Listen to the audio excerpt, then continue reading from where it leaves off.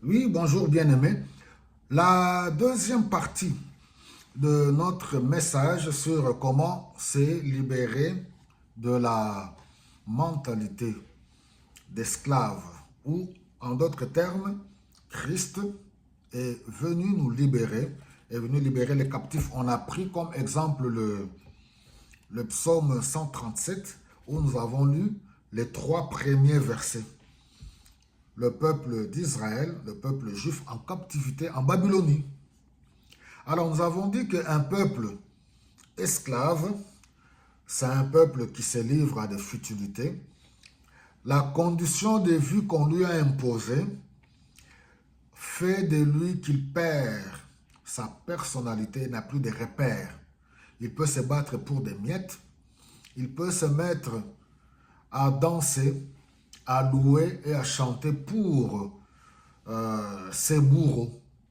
Et je l'ai dit dans mon message précédent, les bourreaux, c'est-à-dire les maîtres, ceux qui ont soumis ce peuple à l'esclavagisme, ça peut être aussi ses propres frères dans le pays, sur leur propre territoire. Ceux qui ont des privilèges, ceux qui ont des avantages, ils peuvent les exploiter même au niveau professionnel. Ils travaillent avec un maigre salaire. Ils sont là à faire des travaux durs, difficiles. Leurs droits ne sont pas reconnus. Or, nous voyons qu'il y a eu un traité qui a été signé pour l'abolition de l'esclavagisme.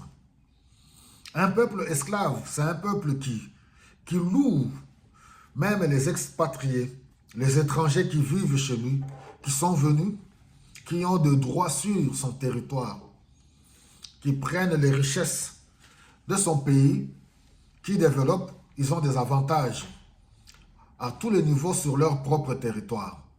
Ils peuvent s'enrichir, prendre leurs biens, retourner dans leur pays et développer leur pays et s'enrichir. Et ce peuple continue à trimer dans la misère, dans la souffrance et meurt pauvre, misérable. Alors c'est pour cela que nous voyons ici le peuple d'Israël qui était en captivité en Babylonie, leur bourreau, leur maître. Pour les humilier, il leur demande, chantez-nous des cantiques.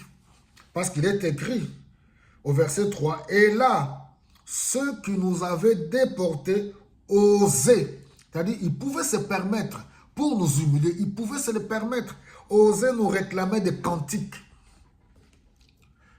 Et comme je l'ai dit tantôt, un peuple esclave, c'est un peuple où de fois son bourreau ose lui demander danse. Danse pour nous, chante pour nous et il lui donne des miettes. Et comme c'est un peuple qui n'a plus de personnalité, de fois sur son propre territoire, il danse, il chante pour ses bourreaux. Ils osaient nous réclamer des cantiques. Nos persécuteurs exigeaient de nous des chants joyeux. Et écoutez verset 4. Mais comment pourrions-nous chanter un cantique du Seigneur sur une terre étrangère? Voilà le peuple qui avait compris. À cause de la souffrance, de la misère, loin de son pays, ce peuple s'est dit, comment pouvons-nous, à ne pas confondre bien sûr avec certains textes bibliques qui nous disent louer le Seigneur en toutes circonstances et ainsi de suite, toutes choses concourent au bien de ceux qui aiment Dieu. Non, ça c'est notre contexte. Là, ils se disent, c'est un peuple qui pense à sa terre. Mais un peuple esclave, même loin de son pays, il danse, il chante. Il danse et chante pour ses bourreaux. Voilà l'exemple à suivre. Ils ont déposé leur guitare, c'est-à-dire temps mort, c'est un temps de deuil. Nous ne pouvons plus continuer à danser, nous ne pouvons plus continuer à chanter, nous ne pouvons plus continuer à nous livrer dans des futilités. Il est plus que temps de prendre conscience, de dire non, pourquoi sommes-nous dans cette situation? On ne peut pas nous marcher dessus et nous humilier, nous demander de chanter des cantiques du Seigneur. C'est une façon de nous humilier. Chantez, où est votre Dieu? Voilà, vous êtes à notre merci. Que le Seigneur nous aide. Sommes-nous dans cette situation? Que le Seigneur fasse luire sa lumière dans nos vies par le Saint-Esprit. Jésus-Christ a tout accompli à la croix de Golgotha. Soyez tous bénis.